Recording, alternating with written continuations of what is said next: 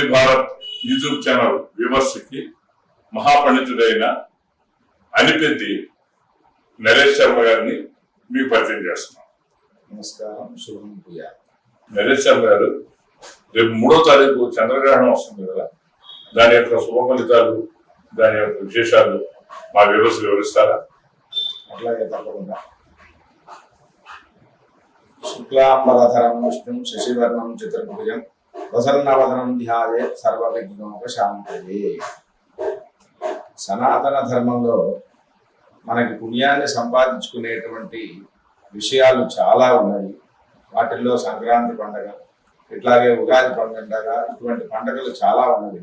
అటువంటి వాటిల్లో ప్రధానమైనటువంటిది ఈ గ్రహణము, సూర్యగ్రహణము, చంద్రగ్రహణము. ఈ సమయంలో చేసేటువంటి దాన ధర్మ జప హోమ అర్చనాదులన్నీ కూడా విశేషమైనటువంటి ఫలితాన్ని ఇస్తాయి అని మనకి శాస్త్రం. ఆ సమయంలో రూపాయి దానం చేస్తే 1000 రూపాయల ఫలితం వస్తుంది. అటువంటి అవకాశం మనకి ఈ సంవత్సరం అనగా విశ్వావసునామ సంవత్సరం ఫాల్గుణ శుద్ధ పౌర్ణమి మంగళవారం అనగా మార్చి 3వ తారీఖు నాడు మనకి కేతుగ్రస్త చంద్రగ్రహణం సంభవిస్తున్నది. ఈ చంద్రగ్రహణము పూర్వ ఫల్గుణి నక్షత్రం అంటే కుబ్బా నక్షత్రం సింహరాశిలో సంభవిస్తోంది ఈ యొక్క గ్రహణము. ఈ గ్రహణ సమయంలో ఈ గ్రహణం ప్రారంభం అవ్వగానే అది 3 గంటల 21 నిమిషములకు ప్రారంభమవుతుంది. ఆ సమయంలో దృశ్యమానే భవేత్ స్నానం. ప్రథమంగా ముందుగా స్నానం చేయటము, ఆ తర్వాత మనం తడిపినటువంటి వస్త్రాన్ని బాగా పిండి తడిపి దులిపి దాన్ని కట్టుకొని మనకి సంబంధించినటువంటి ఇష్టదేవత ప్రార్థనలు, ఎవరైనా మంత్రములు ఉపదేశం ఉన్నట్లయితే కనుక అర్హత ఉన్నవాళ్ళు మాత్రమే ఆ మంత్రాలని యథావిధిగా జపం చేసుకోవడం, యథాశక్తిగా జపం చేసుకోవడం. 3 గంటల 21 నిమిషం నుంచి ప్రారంభించి 6 గంటల 47 నిమిషముల వరకు ఈ యొక్క చంద్రగ్రహణం సంభవించింది. ఆ సమయంలో మీరు చేసుకోవాల్సినటువంటి జప తప హోమ అర్చనాదులు ఏమీ రాకపోతే పారాయణములు, లలితా విష్ణు సహస్రనామములు పారాయణం చేసుకోవచ్చు. అవి కూడా రానటువంటి వాడు శ్రీమాత్రే నమః, శివాయ గురవే నమః, శ్రీరామచంద్ర పరబ్రహ్మణే నమః, శ్రీరామ జయ రామ జయ జయ రామ అనేటువంటి మహామంత్రాలన్నింటినీ కూడా పఠనం చేసుకోవడం చేత మామూలు రోజుల్లో ఒకసారి చేస్తే వచ్చే ఫలితం, 1000 సార్లు చేస్తే వచ్చే ఫలితం చంద్రగ్రహణం రోజు ఒక్కసారి గనక అట్లా మంత్రాన్ని గనక మనం మనస్ఫూర్తిగా స్మరించామంటే 1000 రెట్లు ఫలితం వస్తుంది. కాబట్టి ఆ చంద్రగ్రహణ సమయంలో ఆ మంత్ర జపాన్ని చేయటము, నామస్మరణ చేయటము, ఆ తర్వాత గ్రహణం మధ్య సమయంలో హోమం చేసేటువంటి అర్హత ఉన్నటువంటి వాళ్ళు హోమం చేసుకోవడం, ఆ గ్రహణం చివరి సమయంలో దానం చేయటం అనేది చాలా విశేషమైనటువంటి పుణ్య ఫలితాన్ని ఇస్తుంది. ఈ గ్రహణ దానంలో ప్రధానంగా చంద్రుడికి సంబంధించినటువంటి బియ్యము, కిలోంబావు బియ్యము, కేతువుకి సంబంధించినటువంటి కిలోంబావు ఉలవలు, ఆవు నెయ్యి, తెల్లటి వస్త్రము, బంగారపు సర్పబింబము, వెండి చంద్రబింబము, వీటిని దానం చేయటం చేత ఆ గ్రహ సంబంధమైనటువంటి దోషాలు ఏవైతే ఉన్నాయో అవన్నీ కూడా పరిహారం అయిపోయి సకల శ్రేయస్సులు కలుగుతాయి. ఆ దానం చేసిన తర్వాత మళ్ళీ స్నానం చేసి ఇంటినంతా కూడా శుభ్రం చేసుకొని అప్పుడు మనం భోజన భాజనాదులన్నీ కూడా వండుకొని తినవలసి ఉంటుంది. ఈ గ్రహణం 3:30కి ప్రారంభం అవుతుంది కాబట్టి దానికి ముందుగా సుమారుగా 6 గంటలు అంటే 9 గంటలకల్లా, ఉదయం 9 గంటలకల్లా ఏమీ తినకుండా ఉండటం మంచిది. ఉండలేనటువంటి వాటి ఏదైనా ఫలహారములు తీసుకోవచ్చును.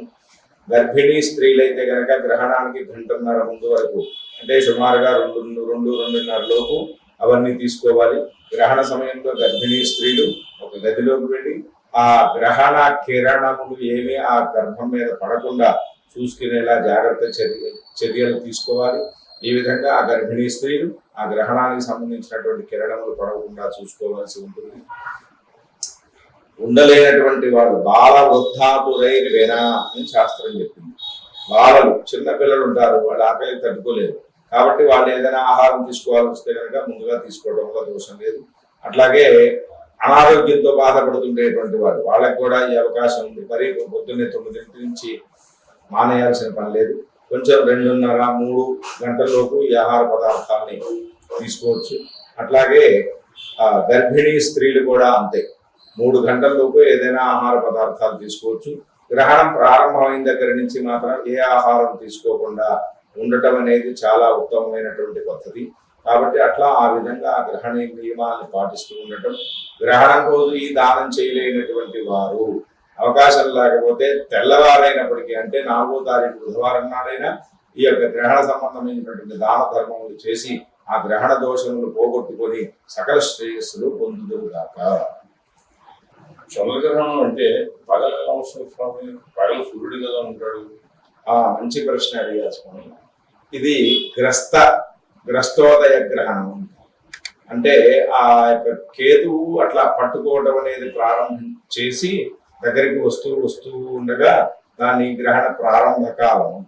తర్వాత మధ్యలో 4:20 ఉన్మీలన కాలం. ప్రధానమైనటువంటి సమయం చంద్రోదయం అయిన తర్వాత 6:02 నుంచి సుమారుగా ఈ గ్రహణం ప్రారంభమవుతుంది. వారి ఏ ప్రాంతంలో ఉంటే ఆ ప్రాంతాలకి కొంచెం సమయం మారుతుంటుంది, 5-10 నిమిషాలు. దీన్ని గ్రస్తోదయం అంటారు అన్నమాట. దీని ప్రయోగం చంద్రుడు మనకి కనిపించకపోవచ్చు కానీ ముందుగానే వస్తూ ఉంటాడు. సూర్యుడు అటు వెళ్తూ ఉండటం చంద్రుడికి రావటం అనేది జరుగుతుంది. కాబట్టి దీన్ని గ్రస్తోదయ గ్రహణం అని అంటారు. చాలా సంతోషం, చాలా థ్యాంక్స్. మా వ్యూవర్స్ మంచి ఇన్ఫర్మేషన్ ఇచ్చారు. గురుగారు, సకల విఘ్నాలు తొలగడానికి మనం చేపట్టిన కార్యక్రమాలు ఏవి ఆటంకం లేకుండా ఉండడానికి విఘ్నేశ్వర స్తోత్రాన్ని మా భక్తులందరికీ చెప్పండి. మంచి ప్రశ్న అడిగారు. మనం కలియుగంలో ఉన్నాం. కలియుగంలో అన్ని ఆటంకములే, అడుగడుగునా ఆటంకములే. కాబట్టి ఆ ఆటంకములన్నీ తొలగించుకున్నట్టుకు మనం సంకల్పించినటువంటి సకల కార్యసిద్ధికి కలవు వినాయక. కాబట్టి వినాయకుడిని ఆరాధన చేయడం, అర్చన చేయడం, స్తోత్రం చేయడం, జపం చేయడం అనేది చాలా విశేషమైనటువంటిది. ఆదౌ పూజ్యో వినాయక అని దేవతల సహితం వినాయకుడిని పూజ చేస్తేనే వాళ్ళకి విఘ్నాలు లేకుండా ఉంటాయి. సముద్ర మథనం చేస్తూ ఉంటే ఎంతసేపటికి వాళ్ళకి విజయం దొరకట్లేదు. చాలా మంది రాక్షసులు దేవతల్ని ఓడగొడుతూ ఉన్నారు. ఎందుకు కారణం అని అడిగితే మహావిష్ణు పరమాత్మను అడిగితే ఆయన చెప్పారట, మీరు వినాయకుడిని అర్చన చేయలేదు, ఆరాధన చేయలేదు, అందువల్లే మీకు ఈ ఆటంకాలు విఘ్నాలు వస్తున్నాయని చెప్తే ఆ తర్వాత దేవతలందరూ వెళ్ళి విఘ్నేశ్వరుని ప్రార్థన చేసి విఘ్నేశ్వరుని పూజ చేయడం చేత ఆ సముద్ర మథనంలో విజయం పొందారు. కాబట్టి మనం కూడా దేవతలకే అటువంటి స్థితి ఉందంటే మన గురించి చెప్పేది మానవులు. కాబట్టి అన్ని విఘ్నాలు తొలుగుట కోసం అని చెప్పి వినాయకుడిని ప్రార్థన చేయడం అనేది చాలా మంచిది. వినాయకుడిని ప్రార్థన చేసేటువంటి స్తోత్రాల్లో సంకటహర చతుర్థ స్తోత్రం ఒకటి ఉన్నది. ముదాకరార్థ మోదకం అనేటువంటి గణేశ పంచరత్నవాల స్తోత్రం ఉన్నది. అట్లాగే ఇవేమీ చదవలేనటువంటి వారు శ్రీ గం గణపతయే నమః అనేటువంటి మంత్రాన్ని రోజు ఒక 108 సార్లు పవిత్రమైనటువంటి ఒక తులసి మాల కానీ లేదంటే రుద్రాక్షకాల మాలను కానీ పెట్టుకొని స్నానం చేసి దేవుడి దగ్గర కూర్చొని వారి సాంప్రదాయం ప్రకారం విభూతి పెట్టుకునేవాడు విభూతి, గంధం పెట్టుకునేవాడు గంధం, బొట్టు పెట్టుకునేవాడు బొట్టు, నామాలు పెట్టుకునేవాడు నామాలు. ఎవరు ఏది పెట్టుకున్నప్పటికీ దోషమేమీ లేదు. మీ సాంప్రదాయం ఎట్లా ఉంటే అట్లా శుచిగా కూర్చొని ఆ పునరుద్ధారణ చేసి ఆ విఘ్నేశ్వరుడిని భక్తిగా శ్రద్ధగా మళ్ళీ చెప్తున్నా మంత్రం రండి. శ్రీ గం గణపతయే నమః అనేటువంటి బీజాక్షర మంత్రాన్ని కనుక మీరు స్మరించినట్లయితే పఠించినట్లయితే మీకు ఉన్నటువంటి విఘ్నములన్నీ కూడా తొలగిపోయి సకల శ్రేయస్సులు కలుగుతాయి. ఇప్పుడు దాకా మనం ఎస్ఆర్పి భారత్ యూట్యూబ్ ఛానల్ ద్వారా అనేకమైనటువంటి మంచి విషయాలన్నింటినీ కూడా మనం తెలుసుకున్నాం. ఈ రోజుల్లో ఎవరికి వాళ్ళే మనం బాగుంటే చాలు అనుకునేటువంటి రోజులు. మనం బాగుంటేనే మన కుటుంబంలో కూడా బాగుండాలని కోరుకునే రోజులు లేకుండా పోయింది. ఇటువంటి దారుణమైనటువంటి కలియుగ దారుణ స్థితిలో అందరూ బాగుండాలి, అందరూ సుఖపడాలి అనేటువంటి మంచి హృదయంతో ఛానల్ అధినేత గారు శ్రీ సాయి కుమార్ రెడ్డి గారు ఎంతో వ్యయ ప్రయాసాలతో చాలా కష్టపడుతూ ఈ యొక్క యూట్యూబ్ ఛానల్ ద్వారా సమస్త మానవాళికి ఈ అన్ని పెద్ద మంత్రాలన్నీ కూడా తెలుసుకోలేరు, వాళ్ళు చదువుకోలేరు, అంత సమయం ఉండదు, ఒకరికి రావు, ఒకరికి ఇంట్రెస్ట్ ఉండదు. కాబట్టి చాలా తేలికైనటువంటి మార్గంలో అందరూ భగవంతుని ఆరాధన చేసి భగవంతుడి యొక్క అనుగ్రహం పొంది అందరూ సుఖంగా ఉండాలనే మంచి హృదయంతో మంచి బుద్ధితోని ఈ ఛానల్ని వారు నడుపుతూ ఉన్నారు.